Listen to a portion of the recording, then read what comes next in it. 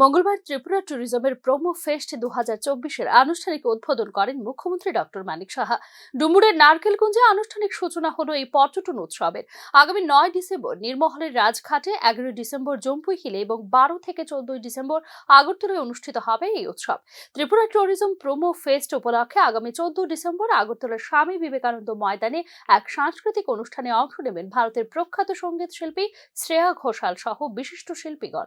ত্রিপুরা পর্যটন দপ্তর এবং ত্রিপুরা পর্যটন উন্নয়ন নিগম লিমিটেডের যৌথ উদ্যোগে এই উৎসবের আয়োজন করা হবে। এদিন ডুম্বুর লেকে নবনির্মিত ব্রিজ ও হোমস্টের আনুষ্ঠানিক উদ্বোধন করেন মুখ্যমন্ত্রী। এই উৎসব আয়োজনের মূল উদ্দেশ্য হল ত্রিপুরার 19টি জনজাতি গোষ্ঠীর সমৃদ্ধ ও পরম্পরাগত কৃষ্টি সংস্কৃতি ও প্রাকৃতিক নৈসর্গিক সৌন্দর্য রাজ্য ও বহিরাজ্যের পর্যটকদের কাছে তুলে ধরা বলে জানিয়েছেন মুখ্যমন্ত্রী। পর্যটনের মাধ্যমে অর্থনৈতিক উন্নয়ন ঘটানো, পর্যটকদের কাছে রাজ্যের বৈচিত্র্যময় ঐক্যকে তুলে ধরাই প্রোমো ফেস্টের মূল উদ্দেশ্য বলে জানিয়েছেন তিনি। এই দপ্তর থেকে, ট্যুরিজম ডিপার্টমেন্ট থেকে যে এই প্রোগ্রামটা নিয়েছে, এর জন্য বিশেষ করে আমি মাননীয় মন্ত্রী বাহাদুরকে আমি ধন্যবাদ দিতে চাই, ওনার টিমকে পুরো ধন্যবাদ দিতে চাই।